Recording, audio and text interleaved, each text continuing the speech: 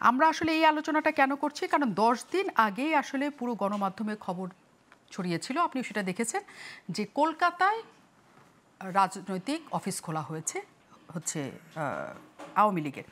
এবং সেই রাজনৈতিক অফিস দেখে বোঝার উপায় নাই, কারণ সেটা একটা বড় বিল্ডিংয়ের কোনো রকমের সাইনবোর্ড ছাড়াই তারা রাজনৈতিক কর্মকাণ্ড করছে। এবং যেহেতু 5 আগস্টের পরে বেশিরভাগ নেতাকর্মীরাই কলকাতামুখী বা ভারতমুখী ছিলেন, কাজে এটা অনেকের কাছে বিশ্বাসযোগ্য হয়েছে যে তারা একটা জায়গায় বসছেন। সেই রেশ কাটতে না কাটতে আজকের খবর বলছে যে দিল্লিতে একটা অফিস আছে। আপনার কাছে জানতে চাই, একটা রাজনৈতিক দল যাদের এই দেশে রাজনীতি করা নিষিদ্ধ, যার প্রধান পলাতক অবস্থায় আছেন, যে পলাতক প্রধানের বিরুদ্ধে প্রায় 300-র অধিক মামলা এবং তার বিচার কার্য চলছে এবং তাকে ফেরত চাওয়া হচ্ছে, এত সব ঘটনার মধ্যে কোনো একটা দেশ আসলে ওই দলকে অফিস করতে দেওয়া বা রাজনৈতিক অফিস করার মানে অনুমোদন দিবে? এটা কি স্বাভাবিক দৃষ্টিতে মনে হয়? দেখেন মুন্নি, আপনি তো আমাদের চেয়ে বয়সে অনেক ছোট। তো আমাদের বয়সের কারণে আমরা 71-এর মুক্তিযুদ্ধ শিশু, সেটা আমরা পাইনি। বাবার কাছে গল্প শুনেছি, বাবা একজন নিজের বাড়ির বন্দুক দিয়ে মুক্তিযুদ্ধে অংশগ্রহণ করেছেন, যে জায়গায় উনি কর্মরত ছিলেন। তো এইখানে রাষ্ট্রপতি জিয়াউর রহমান, ওনার যে শাহাদাত বার্ষিকী, ওনাকে যে হত্যা করা হলো, এটাও কিন্তু একটা ভারতীয় রয়ের প্ল্যান। কারণ উনি ভারতের আধিপত্যবাদের সাথে আপোষহীন অবস্থায় ছিলেন। অঙ্গরপোতা, দহগ্রাম, তালপট্টি সমস্ত কিছু নিয়ে যে আমার ন্যায্য হিসেবে আমাকে দিতে হবে। তারপরে ধরেন আপনার বিভিন্ন ইসলামিক দেশগুলোর সাথে যে সম্পর্কটা বৃদ্ধি করলো, তারপর সার্ক তৈরি করলো, এতে ভারত কিন্তু একটু কোণঠাসা হয়ে গেল।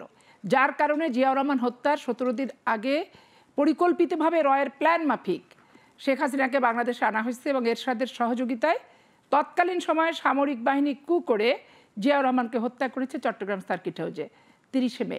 এবং এই মুক্তিযোদ্ধা, স্বাধীনতার ঘোষক রাষ্ট্রপতি জিয়ার লাশটা ক্ষতবিক্ষত করে চট্টগ্রাম সার্কিট হাউসের 1 নম্বর কক্ষে মাটিতে লুটিয়ে রক্তাক্ত অবস্থায় শুধু ফেলে রেখে যায়নি, লাশটা তারা লুণ্ঠন পর্যন্ত করেছে। কারণ জিয়াউর রহমানকে দেশের মানুষ ভালোবাসে।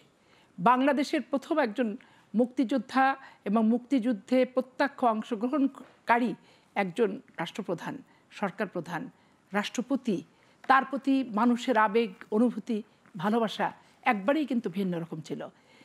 তারপরে দেখেন শেখ মুজিবুর রহমানের হত্যার পর শেখ হাসিনা, শেখ রেহানা ওই ভারতেই কিন্তু আশ্রয় পেল।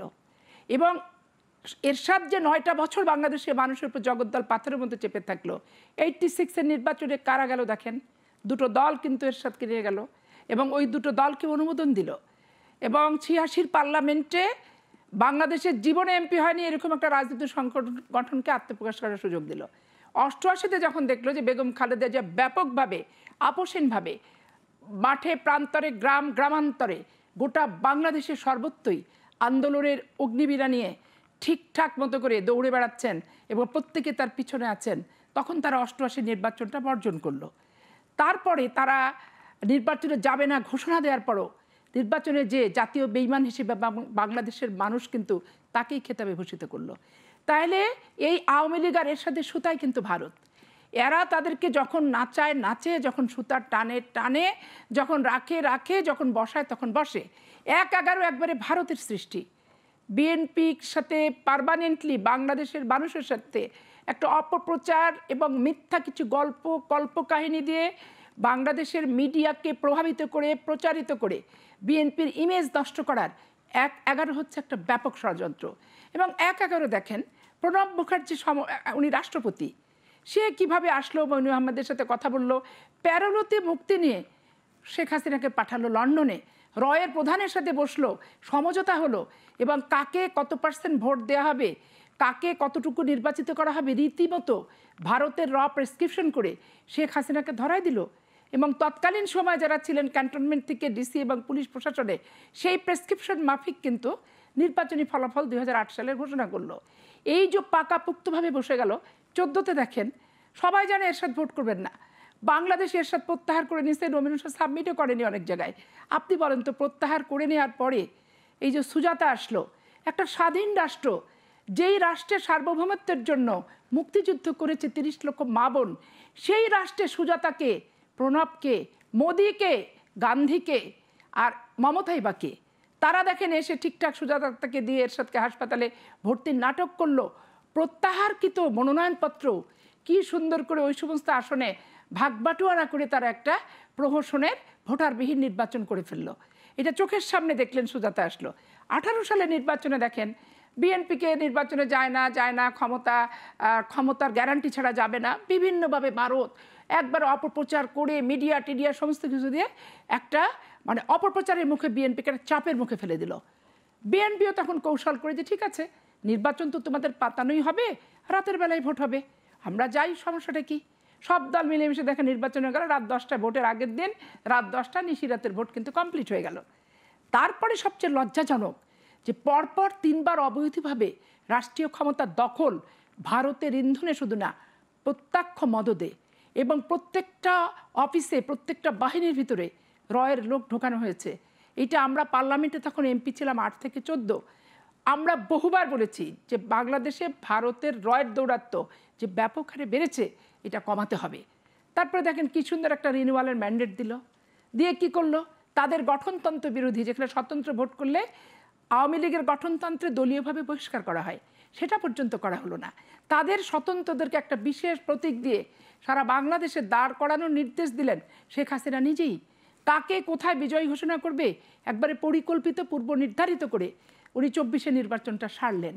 এখন শেখ হাসিনা একটা জনধিকৃত নিকৃষ্ট, বাবার হয়েছিল ফিজিক্যালি ডেথ, আর শেখ হাসিনা বাংলাদেশের রাজনীতি এবং আওয়ামী লীগের রাজনীতিকে বাস্তবিক অর্থে ক্লিনিক্যালি ডেট করে কফিনের লাস্ট পেরেকটা কিন্তু পুঁতে দিয়ে কি নিরাপদ সহকারে ভারতে চলে গেল। সবাই কিন্তু দেখেন, একটা এমপি ধরা পড়লো না, একটা মন্ত্রী ধরা পড়লো না, তাদের যে প্রেসিডিয়াম সদস্য ধরা পড়লো না, তাদের অঙ্গ সংগঠনের প্রধানরা ধরা পড়লো না। তাহলে কত চমৎকারভাবে দেশের মানুষ আন্দোলনে সফল হয়েছে, হাসিনা মুক্ত বাংলাদেশ চেয়েছে, কিন্তু তাদেরকে চমৎকার করে নিরাপদ ট্রানজিট দিয়ে প্রশাসনের লোকেরাই কিন্তু সুন্দর করে বের করে দিল, বাংলাদেশ থেকে নিরাপদ আশ্রয় বাহির করে দিল। এখন ইউনূস সরকার তো বাংলাদেশের জনসমর্থিত সরকার, বাংলাদেশের কোনো রাজনৈতিক সংগঠন, কোনো ব্যক্তি ওনার ব্যাপারে, উনি যখন অন্তর্বর্তীকালীন সরকারের প্রধান হলেন তখন কিন্তু কেউ দ্বিমত পোষণ এখন পর্যন্ত সেভাবে করেনি কিন্তু, এবং তার বিরুদ্ধে কোনো অনাস্থা আপত্তিও কিন্তু আনেনি। এখন আমাদের ভিতরে হইচই বাঁধানোর জন্য দেখেন পিআর পদ্ধতি নিয়ে নাচানাচি করতেছে। এই যে পিআর পদ্ধতি, আপনি নিজে চিন্তা করেন যে 18 সালে যখন বিএনপি নির্বাচন করলো, ধানের শীষ প্রতীক নিয়ে জামাতের সাথে অনেক জায়গায় জোট হয়েছে, যেগুলো জায়গায় জোট হয়নি জামাত ইসলামের প্রার্থীরা সবাই কিন্তু আপনার আপেল মার্কা প্রতীক নিয়ে তারা দাঁড়ালো। এখন আপনি চিন্তা করেন যে জামাত আওয়ামী লীগ নেতারা দেশান্তর হয়েছে, তাদের বিরুদ্ধে মামলা হচ্ছে, কিন্তু সাধারণ ভোটারের যে অংশ সেটা তো বাংলাদেশে আছে। এটা আপনি আমি উচ্ছেদ করব বললে তো হবে না, এটা সম্ভব না, এটা গণতান্ত্রিক পদ্ধতির মাধ্যমেও কিন্তু সম্ভব না, এবং এটা করা অসম্ভব একটা ব্যাপার। তাহলে তারা যদি শেখ হাসিনার নির্দেশে রয়ের পরিকল্পনায় বাংলাদেশের 300 সিটে একটা আম মার্কা হোক জাম মার্কা হোক একই মার্কা নিয়ে 300 সিটে প্রতিদ্বন্দ্বিতা করে, তাহলে আপনি চিন্তা করেন যে পিআর করে যারা নাচছে আনুপাতিক হারে কিন্তু উচ্চ কক্ষের ভিতরে একটা ব্যাপক সংখ্যাগরিষ্ঠতা কিন্তু তারা পেয়ে যাবে, এবং নিম্ন কক্ষের ভিতরে কিন্তু ব্যাপক সংখ্যাগরিষ্ঠতা তারা পেয়ে যাবে। এবং আমি অবাক হয়ে গেলাম যে শেখ হাসিনা এত খারাপ কাজ করছে, কিন্তু তারপরও তাদের ভিতরে কোনো বোধোদয় নাই, কোনো অনুশোচনা নাই, বলে কিচ্ছু করেনি, এগুলো সব অপপ্রচার। আমি কয়েকজনকে বললাম, এই যে ইলিয়াস আলী নাই, এটাও কি অপপ্রচার? সালাউদ্দিনকে দীর্ঘদিন ফেলে রেখে দিল, এটাও কি অপপ্রচার?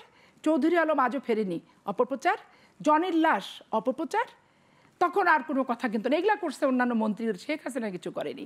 এই যে অন্ধবিশ্বাস, এই অন্ধবিশ্বাসগুলো রীতিমতো বাংলাদেশে ব্যাপকভাবে নেটওয়ার্ক পরিচালনা করতেছে।